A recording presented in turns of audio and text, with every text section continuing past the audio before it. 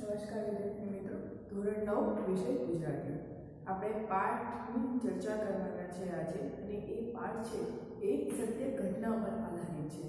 અને પાઠનું નામ છે બહુ લંગાઈ દે ગીરી, એટલે કે પાંગળો પણ પર્વત ચડી જાય છે. તો આ પાઠમાં એવું તે શું છે અને એ તમને કેવી રીતે પ્રેરણાદાયી છે, સાથે સાથે આ એક સત્ય ઘટના છે એટલે આના કોઈ લેખક નથી, પરંતુ અરુણિમા જે નામની એક યુવતી છે એનું રેખાચિત્ર છે. એની સાથે થયેલી સત્ય ઘટના છે અને એ ઘટના સાથે એણે સામે સંઘર્ષ કરીને કેવી રીતે સિદ્ધિઓને હાંસલ કરી તેની ચર્ચાઓ કરવાની છે. તે જ્ઞાન આપણે મેળવવાનું છે. તો આવો પાઠની ચર્ચા કરીએ. આપણે અંગુલ લંઘાઈ ગીરી પાઠમાં જે શબ્દાર્થ છે એ મેં લખ્યા છે, જેથી તમને બધા શબ્દોની ખબર પડે. જે આ પાઠ છે એ અરુણિમા જે વોલીબોલ રાષ્ટ્રીય કક્ષાની રમતવીર છે તેને લગતો છે. તેના જીવનમાં અચાનક કરુણ ઘટના બની જાય છે અને તેને અપંગ બનાવી દે છે. તે સંઘર્ષ અને દૃઢ મનોબળના કારણે તે સિદ્ધિના શિખરે પહોંચે છે. ICISF એટલે કે central institute of security force કેન્દ્રીય સુરક્ષા બોર્ડ સંસ્થામાં તે એક ઇન્ટરવ્યુ આપવા માટે લખનૌથી પદ્મમ એક્સપ્રેસ હોય છે એમાં દિલ્હી જવા નીકળે છે. પરંતુ દિલ્હી જતા રસ્તામાં જે ટ્રેન હોય છે એ ટ્રેનમાં લૂંટારાઓ હોય છે અને એ લૂંટારાઓ સાથે સામનો કરતા એ લૂંટારાઓ તેને ટ્રેનની બહાર, ચાલતી ટ્રેનની બહાર ધકેલી દે છે અને એના કારણે એ ચાલતી ટ્રેનમાંથી બહાર પડી જવાના કારણે તેનો ડાબો પગ છે એ ડાબો પગ કપાઈ જાય છે. અને એ કપાવાથી જે એ પીડા અને એ સમયની જે એ વ્યથા અનુભવે છે તે આ પાઠમાં રજૂ કરવામાં આવી છે. તો ચલો આપણે પાઠ જોઈએ. તમારી પાઠ્યપુસ્તક છે, તમારી ચોપડી છે એ તમારી જોડે રાખજો કે જેથી કરીને તમને નર્મદા શબ્દોની ખબર પડે. બરેલી ડિસ્ટ્રિક્ટ હોસ્પિટલના સ્ટાફમાં દોડધામ મચી ગઈ. અરુણિમા નામની છોકરીના પગનું ઓપરેશન કરવાનું હતું, પરંતુ ચિંતાજનક બાબત એ હતી કે અહીં ન હતી લોહીની માટેની વ્યવસ્થા કે ન હતી દર્દીને બેહોશ કરવા માટે એનેસ્થેસિયાની સુવિધા. જો પહેલા જ કહ્યું છે કે બરેલી ડિસ્ટ્રિક્ટ છે, બરેલી જે જિલ્લો છે એના હોસ્પિટલમાં દોડધામ મચી ગઈ અને અરુણિમા નામની છોકરી છે એને એ હોસ્પિટલમાં દાખલ કરવામાં આવી. પરંતુ સ્ટાફમાં દોડધામ શા માટે મચી ગઈ? કારણ કે એનો જે પગ કપાઈ ગયો હતો એ ઓપરેશન કરવાનું હતું અને એ ઓપરેશન માટે ના કોઈ લોહીની વ્યવસ્થા હતી. ઓપરેશન કરીએ ચીરફાડ થાય એટલે લોહી વધારે જતું રહે શરીરમાંથી અને એ લોહીનો પુરવઠો જાળવી રાખવા માટે એને લોહી ચડાવવાની જરૂર હતી. ત્યારે લોહીની આપવાની વ્યવસ્થા નથી, ના તો એનેસ્થેસિયા એટલે કે જ્યારે ઓપરેશન કરવાનું હોય અને એ દુઃખ ન થાય, પીડા ન થાય દર્દીને, એ માટે એને અર્ધવે એટલે થોડો બેહોશ કરવાની જે દવા આપવામાં આવે છે એ દવાનું નામ છે એનેસ્થેસિયા. અરુણિમાએ અર્ધભાનાવસ્થામાં આ અંગેની ચર્ચા સાંભળી અને ડૉક્ટરને હિંમતથી કહ્યું, સરજી, મારો પગ કપાયો. હું આખી રાત રેલવે ટ્રેક પર પડી રહી. મેં ભયંકર વેદના સહન કરી. તો હવે તો તમે મારા ભલા માટે મારો પગ કાપશો ને? હું સહન કરી લઈશ. તેની અડગતા જોઈને ડૉક્ટર અને નર્સ આભા બની ગયા. તેમની માનવતા જાગી ઉઠી. હોસ્પિટલના ડૉક્ટર અને ફાર્માસિસ્ટે રક્તદાન કર્યું અને એનેસ્થેસિયા વિના અરુણિમાના પગનું ઓપરેશન થયું. ભયંકર વેદનાભરી સ્થિતિમાં તેનો પગ અલગ કરાયો. તે પીડાનું સ્મરણ આજે પણ એના રૂવાડા ઊભા કરી દે છે. આપણને એક જરાક સરખી ટાંકણી વાગે કે સહેજ એવો કાંટો વાગે તો પણ આપણા મોંમાંથી જે ચીઝ નીકળી જાય છે અને તકલીફ થાય છે આપણને. એના કરતાં પણ અસહ્ય પીડા જ્યારે કોઈ વ્યક્તિનો પગ કપાઈ જાય ત્યારે એને થતી હોય છે કે તેનો અનુભવ કરવો પણ આપણને પીડાદાયક થઈ જાય. તો આવી પરિસ્થિતિમાં જ્યારે એ પોતે અર્ધબેભાન પરિસ્થિતિમાં હોય, જ્યારે આટલી સખત પીડા થતી હોય ત્યારે તે વ્યક્તિને ભાન જેવું હોય નહીં, એનામાં સભાનતા હોય નહીં.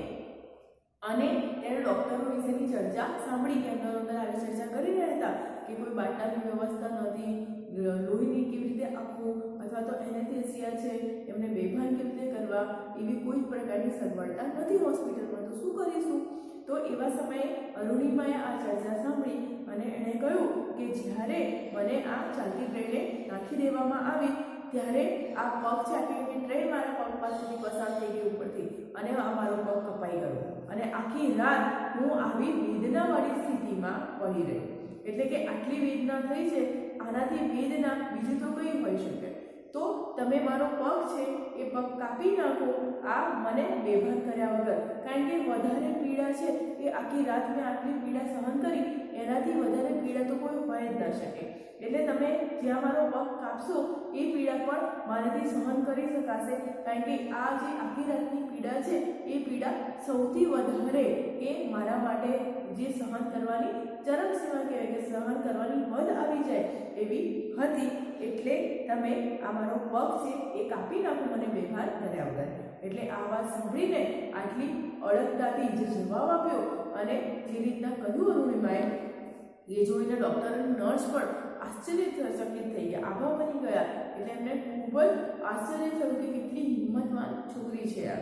અને એમણે શું કર્યું તો કે ડૉક્ટર અને જે ફાર્માસિસ્ટ હતા, જે દવા ઔષધિ બનાવનાર, એમણે પોતે જાતે રક્તદાન કર્યું અને અરુણિમાનો પગ છે એ કપાયો. કારણ કે જ્યારે કોઈ ભાગ કપાઈ ગયો હોય અથવા તો સડી જાય એટલે આખા શરીરમાં એનું ઝેર પ્રસરે નહીં, એ માટે ક્યારેક આવું ઓપરેશન હોય એ કરવું પડતું હોય છે. તો એ પગ અરુણિમાનો છે એ કપાઈ નાખાયો. 2011 એપ્રિલે અરુણિમા ICISF-માં જોડાવા માટે ઇન્ટરવ્યૂ આપવા પદ્માવત એક્સપ્રેસમાં લખનૌથી દિલ્હી જઈ રહી હતી. હવે એની સાથે શું થઈ રહ્યું છે, શું થઈ ગયું કે જેથી એની આવી પરિસ્થિતિ આવી પડી, તો એના વિશે હવે એ ભૂતકાળની ચર્ચા કરી રહ્યા છે. તો આ અરુણિમા છે એ અરુણિમા 11 એપ્રિલે CISF એટલે કે સેન્ટ્રલ ઇન્સ્ટિટ્યૂટ સિક્યુરિટી ફોર્સ એટલે કેન્દ્રીય સુરક્ષા બળ સંસ્થા છે એમાં જોડાવા માટે ઇન્ટરવ્યૂ આપવા જઈ રહી હતી. અને એ જ્યારે જઈ રહી હતી ત્યારે કેટલાક બદમાશોએ એની સોનાની ચેન ખીંચવા પ્રયાસ કર્યો. ડબ્બામાં મુસાફરોની હાજરીમાં આ ઘટના બની, પણ કોઈએ તેનો વિરોધ કર્યો નહીં, કોઈએ તેમને અટકાવ્યા નહીં. વોલીબોલની રાષ્ટ્રીય કક્ષાની રમતવીર રહેલી અરુણિમાએ સામે લડત આપી, એ ઝઝૂમી, પરંતુ એકલી અને અસહાય હોવાથી બદમાશોએ તેને ટ્રેનની બહાર ફેંકી દીધી. એના દુર્ભાગ્યે એ જ વખતે સામેથી બીજી ટ્રેન પસાર થઈ અને તેના ઉજ્જવળ ભાવિને કચડતી ગઈ. અરુણિમાનો ડાબો પગ ટ્રેન નીચે કપાયો. લોહીલુહાણ હાલતમાં આખી રાત એ મદદ માટે બૂમ પાડતી રહી, પણ કોઈ એની મદદે આવ્યું નહીં. રાત્રિના અંધકારમાં તે 7 કલાક ટ્રેક પર પડી રહી.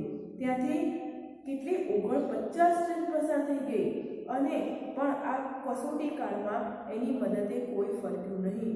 માત્ર એના કપાયેલા પગમાં માંસની બીજવાળી બાદમાં ઉંદરો આવ્યા. કેટલી કરુણ, કેટલી દુઃખદાયી ઘટના કહેવાય કે આવી રાષ્ટ્રીય કક્ષાએ રહેલી વોલીબોલની જે ખેલાડી છે એ ખેલાડી આ જે લૂંટારાઓ હતા, જે બદમાશો હતા, એ ચેન ખેંચવા માટે પ્રયાસ કર્યો. હવે લોકોની પણ કેટલી જે આપણે કહેવાય કે આઘાતજનક પરિસ્થિતિ કે સામે આટલું ટોળું હતું પણ છતાં પણ એની મદદે કોઈ ના આવ્યું અને આ લૂંટારાઓ ખેંચવા માટે એની ચેન માટે આગળ આવ્યા ત્યારે એણે સાહસ કરી, ભલે એકલી હતી પણ એણે એનો સામનો કર્યો. હવે સામે જ્યારે આવા 4-5 વ્યક્તિઓ હોય તો એકલું વ્યક્તિ હોય કંઈ કરી શકે નહીં. એટલે લૂંટારાઓએ એને જબરજસ્તીથી ટ્રેનની બહાર એને વિરોધ કર્યો, એટલે એને ટ્રેનની બહાર છે ફેંકી દીધી. અને એનું દુર્ભાગ્ય એટલું કે સામેથી બીજી ટ્રેન આવતી હતી અને એ જે ટ્રેને અચાનક સામેથી ટ્રેન ઉપરથી આવી એટલે એનો પગ છે એ પગે કપાઈ ગયો. પગ કપાઈ ગયો એટલે એ પોતે એટલી પીડાથી અસહ્ય પીડા એને થવા લાગી, પણ ત્યાં એની મદદે કોઈ આવ્યું નહીં. 7 કલાક જ્યારે વ્યક્તિ આવી પરિસ્થિતિમાં ટ્રેક પર પડી રહે એટલે એની હાલત ખૂબ જ દયનીય બની જાય કે એને પૂરી ભાન પણ ન હોય, બેભાન થઈ જાય. આવી પરિસ્થિતિમાં પણ એ 7 કલાક ટ્રેકમાં પડી રહી અને કોઈ મદદે આવી નહીં. એણે ત્યાં નોટિસ પણ કર્યું કે 49 ટ્રેનો ત્યાંથી પસાર થઈ અને લોકોએ ત્યાં જોઈ તો હશે ને, પણ આ એક કરુણ ઘટના કહેવાય, આ એક દુઃખભરી પરિસ્થિતિ કહેવાય કે સામે લોકો જુએ છે તમાશો તો પણ કોઈ જ એની મદદ કરતું નથી. અને શું કહ્યું કે માત્ર ઉંદરો હતા એ જ એના પગની મિજબાની માણવા, એટલે કે ત્યાં ઉંદરો હતા એ જે કચડાઈ ગયેલો પગ હતો, લોહીલુણ હાલત હતું, ત્યાં ઉંદરો હતા અને એ ઉંદરો એના પગને કોતરવા માટે આવ્યા. ખૂબ જ દુઃખદાયી પરિસ્થિતિ કે માણસ જ્યારે આ છેલ્લી હદનું દુઃખ સહન કરતું હોય ત્યારે પછી એ કાં તો તૂટી પડે કાં તો એ ખૂબ જ સખત થઈ જાય, એટલે કે ખૂબ જ સ્ટ્રોંગ મનોબળ ધરાવતું થઈ જાય. અને અરુણિમા સાથે પણ આવું જ બન્યું. જોઈએ આગળ શું થયું. અરુણિમાનો ડાબો પગ માત્ર ચામડી ભેર જ લટકતો હતો. જમણા પગના હાડકાના ઘણા ટુકડા થઈ ગયા હતા. એની કરોડરજ્જુમાં તિરાડ પડી હતી. તે ચીસો પાડતી, સહન કરતી, રડતી પડી રહી. સવારે તેને બરેલી હોસ્પિટલમાં લઈ જવાઈ અને ત્યાંના તાત્કાલિક ઓપરેશન પછી તેને દિલ્હીની એમ્સ હોસ્પિટલમાં ખસેડવામાં આવી. ત્યાંની લાંબી સારવાર પછી તેણે થોડીક સ્વસ્થતા મેળવી. ત્યાં તેણે સમાચારપત્રોમાં સમાચાર વાંચ્યા કે અરુણિમા પાસે ટિકિટ ન હતી એટલે આત્મહત્યા કરવા કૂદી હતી. એટલે આમ બન્યું. એના પરિવારે તમામ અફવાઓનું ખંડન કર્યું પણ કોઈએ માન્યું નહીં. સત્ય તો સમયની એરણે જ ઓળખાય છે. એટલે હવે એણે પોતાના જીવનની દિશા બદલવાનું નક્કી કર્યું. જહાં જા વહાં રાહ. એ ન્યાયે એને હોસ્પિટલમાં પથારીમાં જ નક્કી કર્યું કે હું પર્વતારોહણ કરીશ. જુઓ કેટલું જેનું મનોબળ છે કેટલું સ્ટ્રોંગ છે, કેટલી મજબૂત છે કે જ્યારે સમાચારપત્રોમાં આટલી ખરાબ પરિસ્થિતિ છતાં પણ લોકો જે અફવા ઉડાડે એ સમાચારપત્રોમાં ધ્યાનમાં આવી કે એની પાસે ટિકિટ નહોતી અને એ ટિકિટ નહોતી એટલે એ આત્મહત્યા કરવા માટે એ જાતે ટ્રેન ઉપરથી કૂદી પડી. સદંતર આ ખોટી વાત હતી અને છતાં પણ સમાચારપત્રોમાં પ્રકાશિત થઈ ગઈ. પણ જ્યારે અરુણિમાને ખબર પડી કે આ આટલી ખોટી વાત છે એટલે એના પરિવારે પણ એનો વિરોધ કર્યો કે આ ખોટી અફવાઓ છે, ખરેખર અરુણિમા સાથે ત્યારે આવું બન્યું નહોતું, એને ફેંકી દેવામાં આવી હતી ટ્રેનમાંથી. પણ લોકોએ પણ તેની વાત માની નહીં. એટલે અરુણિમાએ એવો દ્રઢ નિર્ધાર કર્યો કે એવું ચોક્કસ એણે એ સમયે નિર્ણય કરી લીધો કે હું હવે પર્વતારોહણ કરીશ. આવી પરિસ્થિતિમાં પણ હું પર્વતારોહણ એટલે કે પર્વતની ટોચે ચડીશ. જે માઉન્ટ એવરેસ્ટ લોકો સર કરી જાય છે, ઊંચામાં ઊંચું પર્વત છે એ ચડી જાય છે, એટલે એણે પણ એવો નિશ્ચય કર્યો. લોકોએ એને પાગલ ગણી કારણ કે એ પગ વગરના માટે પર્વતારોહણ અશક્ય ગણાય. અરુણિમાના દ્રઢ સંકલ્પ શક્તિ હતી, પરંતુ પર્વતારોહણ માટે જરૂરી માર્ગદર્શન અને તાલીમ મેળવવા અને એ માટે આર્થિક સહાય મેળવવી એ બે કપરા પ્રશ્નો તેની સામે હતા. લોકોએ એનો સંકલ્પ પડતો મૂકવા સમજાવી અને કહ્યું કે તારો એક પગ કપાઈ ચૂક્યો છે, બીજામાં રોડ છે, કરોડરજ્જુમાં તિરાડો છે, તું સાજી થાય પછી કોઈ નોકરી કરજે. લોકોને એનું અપંગ શરીર દેખાતું હતું, એનો અડગ આત્મવિશ્વાસ નહીં. અરુણિમાનું અંતર આ દુર્ગમ લક્ષ્ય પામવા પ્રતિબદ્ધ થઈ ચૂક્યું હતું. જો લોકો અરુણિમાને જ્યારે આ સંકલ્પ કર્યો ત્યારે એને પાગલ સમજી. એક કહેવત છે કે જ્યારે એક નાનકડી એવી વાર્તા કહું કે જ્યારે કાચબો હતો એ કાચબો એ પહાડ ચડતો હતો અને નીચે બધા લોકો જે બીજા કાચબાઓ બધા શોર બકોર કરતા હતા કે ના ચડીશ, તું પડી જઈશ અને તું આ રીતે ના ચડીશ. એટલે નીચે કાચબો જોતો અને એ નીચે જોઈને ખુશ થતો, હરખાતો અને અંતમાં તે એ પર્વતની ટોચે ચડી ગયો. શા માટે? પછી એવું લખ્યું હતું કાચબો તો બહેરો હતો. પણ આ એક નાનકડી વાર્તામાં એવું કહેવા જાય છે કે લોકો તો નીચે વિરોધ કરતા હતા ના ચડીશ, પણ કાચબાએ ફક્ત જોઈ શકતો હતો, એ સાંભળી શકતો નહોતો. એટલે એણે શું કર્યું કે આ લોકો તો મારો આત્મવિશ્વાસ વધારે છે, એટલે એ ધીરે ધીરે એનામાં પણ આત્મવિશ્વાસ આવ્યો અને એ પર્વતના શિખરે ચડી ગયો. એટલે કે જ્યારે તમારી કોઈ સિદ્ધિ, તમારે કોઈ લક્ષ્ય હાસિલ કરવું હોય, ત્યારે મેળવવું હોય ત્યારે શું થઈ જાઓ? બહેરા થઈ જાઓ. એટલે કે તમે સાંભળતા નથી એવું થઈ જાઓ. કારણ કે લોકો છે, જો લોકોની સાંભળશો તો એ તમારો આત્મવિશ્વાસ તોડશે. તમે ક્યારેક સાંભળ્યું છે કે ના આવું તો નહીં કરવાનું, આવું તો ના થઈ શકે, આ તો વસ્તુ બહુ અઘરું પડે. કશું જ દુનિયામાં અઘરું નથી જો તમે દ્રઢ સંકલ્પ, દ્રઢ મનોબળ અને નિશ્ચય કરી લો તો. એટલે અરુણિમા સાથે પણ આવું થયું. જ્યારે એણે નક્કી કર્યું કે હું પર્વતારોહણ કરીશ, પર્વતની ટોચે ચડીશ, ત્યારે લોકોએ એને પાગલ ગણી કે તારી કરોડરજ્જુમાં તિરાડ પડી ગઈ છે, તારો જમણો પગ છે એ ભાંગી ગયો છે, ડાબો પગ કપાઈ ગયો છે, તો તું કેવી રીતે પર્વતારોહણ કરીશ? તું પાગલ છે કે આવું ના કર. એના કરતાં તું સાજી થઈ જા, એટલે છાનીમાની શાંતિથી નોકરી કરજે. એટલે જ્યારે આવું આત્મવિશ્વાસ તોડનારા લોકો વધારે હોય ત્યારે તમે શું થઈ જાઓ? એના માટે બહેરા થઈ જાઓ. કારણ કે જ્યારે પોતે આપણે મક્કમ નિર્ધાર કરી રહી છે ત્યારે એવું કહેવાય છે ને કે નથિંગ ઇમ્પોસિબલ, દુનિયામાં કશું અશક્ય નથી. તમે ધારો એ કરી શકો છો, પણ તમારામાં એક તમારું આત્મબળ છે, તમારો કોન્ફિડન્સ છે, એ આત્મવિશ્વાસ ખૂબ જ દ્રઢ હોવો જોઈએ, મક્કમ હોવો જોઈએ. ત્યારે દુનિયાના દરેક કામો છે એ થઈ શકે છે. એટલે જો અરુણિમા પાસે પણ આવું જ બન્યું. એની પાસે 2 પ્રશ્નો હતા કે આવી કન્ડિશનમાં કે જ્યારે એનો પગ ભાગેલો છે, કરોડરજ્જુ તૂટેલી છે, તિરાડ પડી ગઈ છે, જમણા પગમાં પણ નાના નાના ક્રેક થયા છે, તો આવા સમયમાં એને કોઈ માર્ગદર્શન આપી શકે કે આવી પરિસ્થિતિમાં કેવી રીતે પર્વતારોહણ કરવું, અને સાથે સાથે એનામાં આર્થિક સહાય એટલે એ માટે પહોંચવાનો જે પણ ખર્ચો થાય તો એ ખર્ચો મેળવવા માટે આ 2 પ્રશ્નો તેની સામે હતા. અને એ કેવી રીતે એણે સોલ્વ કર્યા, એ કેવી રીતે હલ કર્યા આપણે જોઈએ. અરુણિમાના પરિવારે એને પ્રેમથી સંભાળી અને એના અડગ મનોબળને એણે મજબૂત બનાવી. જિંદગીની મુશ્કેલીઓ અને મૂંઝવણો સાથે તે પથારીમાં પડી રહેવા માંગતી ન હતી. તે 1985માં એવરેસ્ટ સર કરનાર ભારતીય પ્રથમ મહિલા બચેન્દ્રી પાલ પાસે પહોંચી. તેમણે અરુણિમાના નિશ્ચયની અડગતા જોઈને કહ્યું, એવરેસ્ટ જેવા દુર્ગમ પર્વતના આરોહણ વિશે વિચારીને તે અંતરમાં તો એને સર કરી જ લીધો છે. માત્ર હવે જગતને બતાવવા ખાતર ત્યાં જઈ ચડવાનું બાકી છે.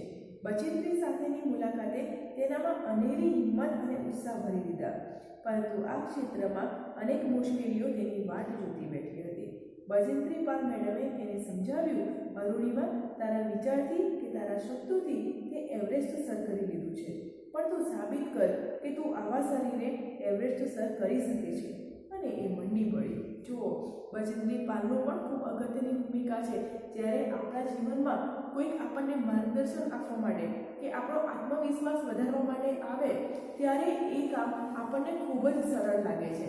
એટલે બચેન્દ્રી પાલે પણ એવું કર્યું, અને સાથે સાથે એના પરિવારે પણ એને ખૂબ જ પ્રેમથી, જ્યારે એ આવી અવસ્થામાં હતી ત્યારે એને પ્રેમથી સંભાળી અને એનો મનોબળ પણ મજબૂત બનાવ્યું. એટલે એ સૌ પ્રથમ જે માઉન્ટ એવરેસ્ટ સર કર્યો એ મહિલા હતી, અને એ મહિલા બચેન્દ્રી પાલને મળી. અને એમણે પણ એનામાં આત્મવિશ્વાસ જગાવ્યો કે જ્યારે તે આ મનમાં સંકલ્પ કર્યો, એ સંકલ્પ કરવાની સાથે તે એવરેસ્ટ તો સર કરી દીધું છે, પરંતુ હવે તું દુનિયાને બતાવવા માટે આ પર્વત ઉપર ચડ. કારણ કે જો તું ત્યાં સાબિત કરી બતાવીશ ત્યારે જ લોકો આ તને તારા સંકલ્પ વિશે જે મજાક છે એ ઉડાવશે નહીં, અને તું સાબિત કરી બતાવીશ કે હું આ કરી શકું છું અને મેં આ કરી લીધું. એટલે બચેન્દ્રી પાલે પણ તેમાં આત્મવિશ્વાસ અને હિંમત છે એ હિંમત જગાવી. પર્વતારોહણની તાલીમ દરમિયાન શરૂઆતમાં પર્વત ચડવા બધા એકસાથે નીકળતા, ત્યારે અરુણિમાને સલાહ મળતી, અને તું ધીમે ધીમે આવ. તે અકળાતી અને વધુ મહેનત કરતી. 8 મહિના બાદ પરિસ્થિતિ બદલાઈ ગઈ. અરુણિમા હવે સામાન ઉપાડીને સૌની સાથે નીકળતી અને સૌથી પહેલી પહોંચતી. લોકો એને પૂછતા, અરુણિમા કહે તો કે તું ખાય છે શું? લોકોને હવે એના ઉપર જ્યારે કોઈ વ્યક્તિને કંઈક તકલીફ થઈ હોય ત્યારે બધા સાથે નીકળીએ એટલે એને સલાહ આપતા કે તારો પગ આવો છે, એટલે કે તું ધીરે ધીરે ચાલ, શાંતિથી આવ. લોકો એને સાંત્વના આપતા. તેને મનમાં ખૂબ અકળાતી કે હું કેમ આવી દયામણી બનું, હું કેમ તમારી સાથે ના આવી શકું. અને ધીરે ધીરે સમય જતાં જ્યારે પ્રેક્ટિસ સરસ રીતે શરૂ થઈ ગઈ ત્યારે એ સૌની સાથે ઉપડે અને સૌના પહેલાં પહોંચે. એ લોકોને ત્યારે જ આશ્ચર્ય થતું કે એવું તે તું શું ખાય છે કે તારામાં આટલી એનર્જી છે. તાલીમ બાદ સ્વપ્નને સાકાર કરવાની, લક્ષ્યને પામવાની ઘડી આવી પહોંચી. એ એવરેસ્ટને આંબા સજ્જ બની, પરંતુ વિડંબણાઓને ડગલે ને પગલે હતી. પહેલી કસોટી શેરપાને સમજાવવાની આવી. શેરપાએ જાણ્યું કે અરુણિમાનો તો કૃત્રિમ પગ છે, તો તેણે કહી દીધું કે એ તેને નહીં લઈ જઈ શકે. શેરપાને પોતાનું જીવનનું જોખમ ખેડવું પડશે એમ વિચારીને તે આનાકાની કરતો હતો. ખૂબ જ સમજાવટના અંતે તે રાજી થયો. હવે જે ગાઈડ છે કે જે તમને સમજાવે અને માર્ગદર્શન આપે એને પણ આનાકાની કરી નાખી, કારણ કે એને થયું કે હું આ ટીમને એક ટુકડીને લઈ જાય તો એની જવાબદારી પડે, અને એ જવાબદારીમાંથી એને કહે છે કે હું જો આનો પગ ડુપ્લિકેટ છે એને ઠીક થઈ જશે તો જવાબદારી મારી આવશે, એટલે એના માટે એ આનાકાની કરતો હતો. એટલે પહેલી જ મુશ્કેલી ત્યાં જ આવીને પડી કે એને સમજાવવાનું, અને ખૂબ સમજાવટથી આખરે એ લઈ જવા માટે માંડ્યો. બર્ફીલા પહાડો વચ્ચે એણે એવરેસ્ટ તરફ પ્રયાણ કર્યું. ત્યારે બીજી કસોટી તેના કૃત્રિમ પગને લઈને થઈ. ચઢાણ ચડતા વારંવાર કૃત્રિમ પગ ફરી જતો, ખસી જતો, અને એના પર શરીરનું વજન લેવાતું નહીં, આગળ ચલાતું નહીં, પરંતુ તેણે પ્રયાસો ચાલુ રાખ્યા અને ધીમે ધીમે આગળ વધી. આગળ વધતા આ માર્ગોએ તેને અનેક પર્વતારોહકને મૃત્યુની ચાદર ઓઢીને સૂતેલા જોયા. તે કંપી ઉઠી. તેણે મનોમંથન કર્યું અને મૃત સાહસવીરોને મનોમંથન વચન આપ્યું કે હું તમારા સૌ વતી એવરેસ્ટ સર કરીશ અને જીવતી પાછી આવીશ. તેનું દરેક ડગલું જાણે એક પડકાર હતો. જો સારા જેના બે પગું છે, તંદુરસ્ત છે, એ લોકો પણ માઉન્ટ એવરેસ્ટ સર કરી શકતા નથી, કારણ કે શું હોય છે, એમના કોન્ફિડન્સ, આત્મવિશ્વાસ કેમ લગી જાય છે. એટલે આવા ઘણા લોકોને તેમણે મૃત્યુની ચાદર ઓઢીને, એટલે કે એની સામે મળતા જોયા અને મૃત અવસ્થામાં જોયા, પરંતુ તેણે એનું મનોમન નક્કી કરી લીધું. હવે બીજી મુશ્કેલી ત્યાં પણ આવી કે એ પર્વત ચડવા જાય. પર્વત ચડવું આસાન વસ્તુ નથી. તમે સામાન્ય કોઈ પર્વત હોય એના પગથિયા પણ ચડો તો પણ તમે થાકી જાઓ છો, અને આ તો એક સીધું ચઢાવ હતું. હવે આ સીધી ચઢાણવાળી પરિસ્થિતિમાં પણ એના પગ છે એ કૃત્રિમ પગ હોય એટલે વારંવાર શું થાય, ખસી જાય, અને ખસી જાય એટલે એના આખા શરીરનું વજન છે એ પગ છે એ લઈ શકે નહીં. આ પરિસ્થિતિ પણ એના સમક્ષ આવી પહોંચી. અનેક પડકારો સામે ઝઝૂમતી અરુણિમા હિલેરી સ્ટેપ પહોંચી. ત્યાંથી એવરેસ્ટ પહોંચાય છે. ત્યાં જ શેરપાએ આઘાતજનક વાત કહી કે અરુણિમાના બોટલનો ઓક્સિજન પૂરો થઈ રહ્યો છે અને તેણે પાછા ફરવું જોઈએ. જિંદગી સલામત હશે તો ફરી પ્રયત્ન કરી શકાશે. તેણે પાછા ફરવું જોઈએ. અરુણિમા જુદું જ વિચારતી હતી કે જિંદગીમાં આવી સોનેરી તક ફરી મળતી નથી. મા અને બચેન્દ્રી પાલે એને કહ્યું હતું કે જીવનમાં ક્યારેય એકલા રહી જાઓ છો ત્યારે નિર્ણય તમારે અને માત્ર તમારે જ લેવો પડે છે. ત્યારે વિચારો કે એક એક ડગ માંડીને હું અહીં સુધી પહોંચી છું એવી પડે પાછળ નજર કરીને એક કદમ આગળ માંડજે, રસ્તો આપોઆપ મળી જશે. જો એવી સરસ વાત છે કે જ્યારે તમે જીવનમાં એકલા પડો, ક્યારે પણ એવી પરિસ્થિતિ આવે કે જ્યારે એકલા નિર્ણય લેવો પડે, ત્યારે તમારી સામે, તમારી સમક્ષ કોઈ ન હોય, અને એવી પરિસ્થિતિમાં જાતે જ નિર્ણય લેવો કે આપણે શું કરવું છે. અને એવી પરિસ્થિતિમાં જ્યારે અરુણિમાનો પણ ઓક્સિજનનો બાટલો ખાલી થઈ ગયો, એક સ્ટેપ પહોંચી ગઈ, હિલેરી સ્ટેપ, ત્યાંથી એવરેસ્ટ સર ચડાય, તો એ રસ્તે આ શેરપા છે એણે કહ્યું કે તારો ઓક્સિજનનો બાટલો તો પૂરો થઈ ગયો છે, એટલે તું છે ને અહીંયાથી પાછી વળી જા, કારણ કે જો જીવ સલામત હશે તો આ કામ ફરીથી થશે. એટલે એવા સમયે પણ શું થયું કે બધા જ ના પાડતા હતા, અને સામે અરુણિમા સામે એવી પરિસ્થિતિ ઊભી થઈ કે હવે એને જાતે શું કરવું છે. એટલે એવા સમયે એને મા અને બચેન્દ્રી પાલના શબ્દો યાદ આવ્યા કે જ્યારે પરિસ્થિતિ આવી પડે ત્યારે તમારે એકલા નિર્ણય લેવો પડતો હોય છે કે હવે તમારે શું કરવું છે. અને જ્યારે એમણે બીજું પણ કહ્યું કે જ્યારે એક એક ડગ માંડીને તું અહીં સુધી પહોંચી છું ત્યારે પાછળ નજર કરીને એક કદમ આગળ વધારજે, પાછળ કરજે કે તું કેટલી મહેનત કરીને તું આટલે સુધી પહોંચી છે, અને એ જ તને આગળ વધવાની હિંમત આપશે. જેણે જીવનું જોખમ ખેડવાનો સંકલ્પ કર્યો છે એક ડગલું આગળ મૂક્યું. 1.5 કલાક પછી તે એવરેસ્ટની ટોચે હતી. અશક્ય એવી મંજિલ પર હતી. તે ખૂબ ખુશ હતી. આનંદના અતિરેકમાં તે બૂમો પાડીને દુનિયાને બતાવવા માંગતી હતી એક વિકલાંગ, એક મધ્યમ વર્ગીય છોકરી ધારે તો શું ન કરી શકે.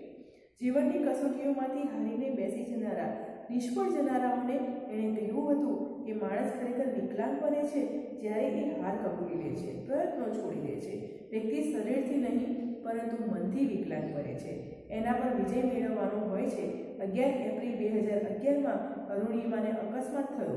21 મે 2013ના દિવસે સવારે 10:55 તેણે એવરેસ્ટ સર કર્યું. કેવી રીતે? મજબૂત મનોબળથી, હિંમતથી, સખત મહેનતથી એવરેસ્ટ આરોહણને તેને જીવન ધ્યેય બનાવી લીધું. સફળતા એનું જનૂન બની ચૂક્યું. જુઓ, અશક્ય વસ્તુ પણ શક્ય બની.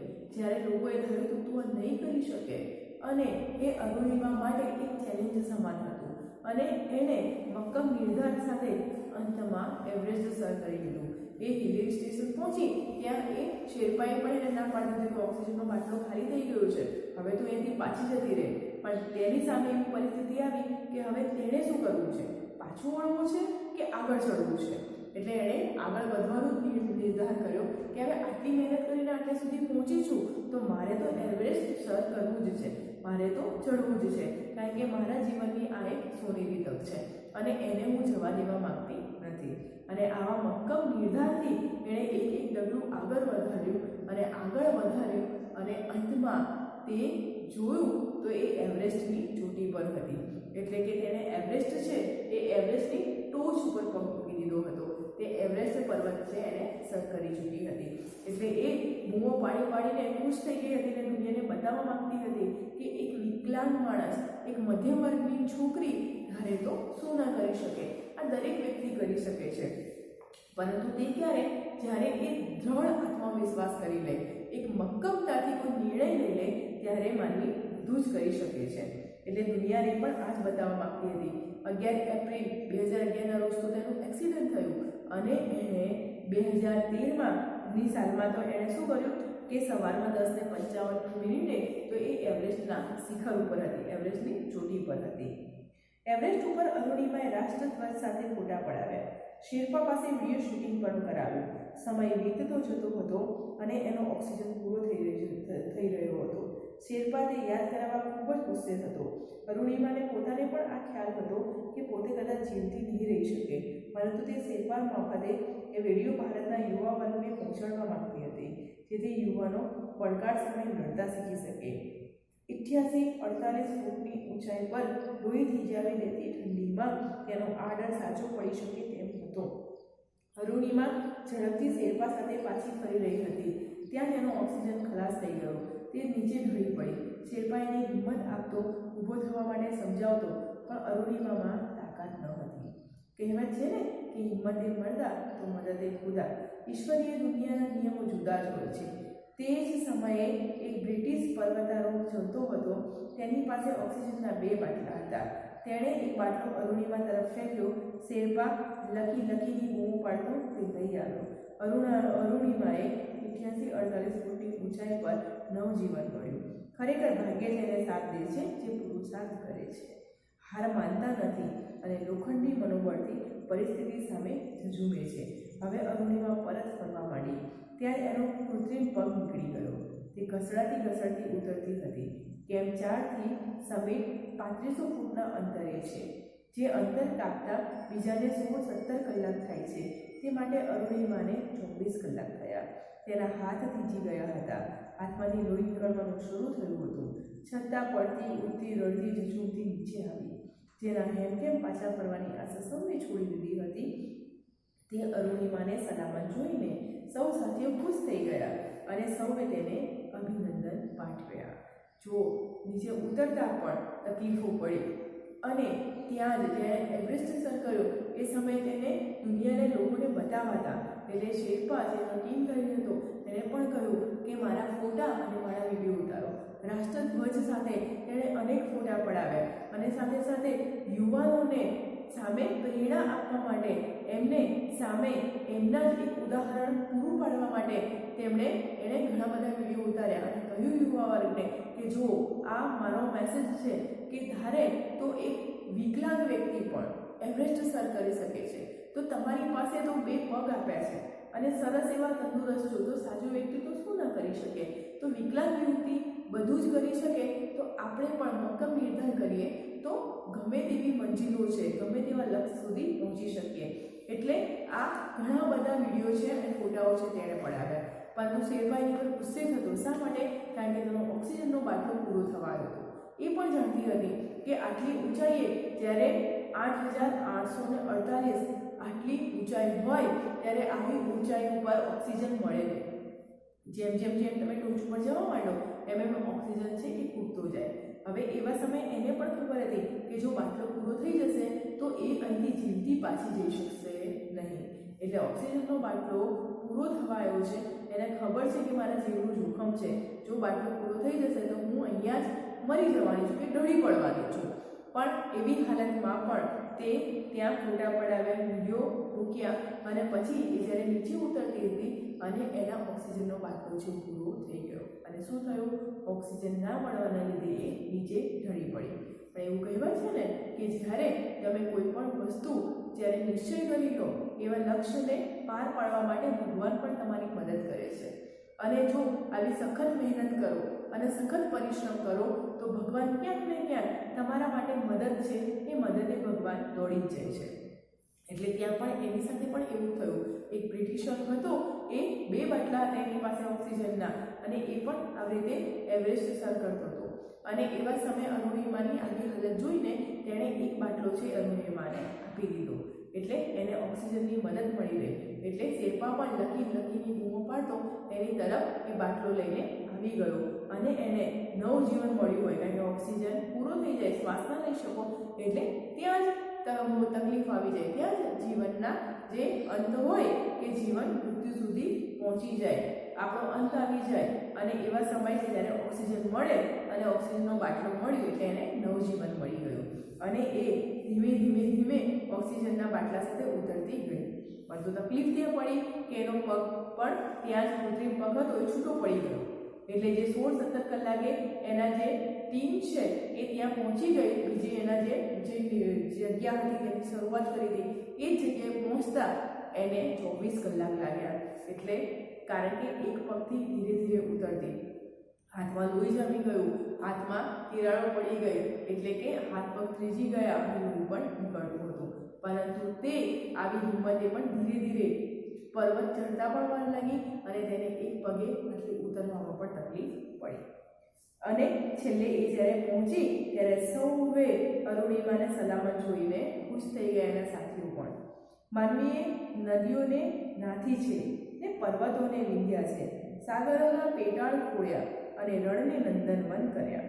માનવી ધારે તે પામે છે, પણ ધારવું અને એના માટે ઝઝૂમવું એ અગત્યનું છે, ખૂબ મહત્વની લાઈન છે. આપણે ઘણું બધું ધારી લઈએ છીએ અને ઘણા બધા વિચારો કરીએ છીએ, પણ એ વિચારોને અમલમાં મૂકવા, એ વિચારો માટે કંઈક કરવું, એટલે કે એની સામે એ લક્ષ્યને રાખીને એની સામે ઝઝૂમવું અને મહેનત કરવું એ ખૂબ અગત્યનું છે. અને અરુણિમાનું જીવન એનું ઉત્તમ ઉદાહરણ છે, એ તમે સૌએ આજે જોઈ લીધું. અરુણિમાએ એશિયાનું એવરેસ્ટ સર કર્યું, આફ્રિકાનું કિલીમાંજારો અને યુરોપનું એમ્બ્રુસ સર કર્યું, પરંતુ હજી એ એના કૃત્રિમ પગ સાથે ચાલી રહી છે. થાકતી નથી, હારતી નથી, નવા શિખરો સર કરી રહી છે. તે ગીતો ગાતી રહે છે, અભી અભી मैंने लांगा है समंदरों को, अभी तो पूरा आसमान बाकी है.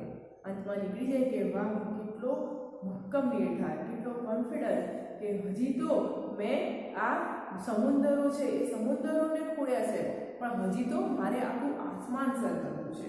ઘણું બધું એણે હજી એના કૃત્રિમ પગ સાથે એણે ઘણા બધા શિખરો સર કરવા છે અને આ જ આત્મવિશ્વાસ છે, એણે જ તેને જગ પ્રતિષ્ઠિત અપાવી, લોકોને કેટલા પ્રેરિત કર્યા, પ્રોત્સાહિત કર્યા અને આ જ એના જીવનની સફળતા છે કે કૃત્રિમ પગ હોવા છતાં પણ એ પોતે વિકલાંગ બની નથી, એ મનથી વિકલાંગ બની નથી અને હજી પણ ઘણા બધા શિખરો છે સર કરી રહી છે અને એ કહે છે કે હજી તો પૂરું આસમાન જીતવાનું બાકી છે.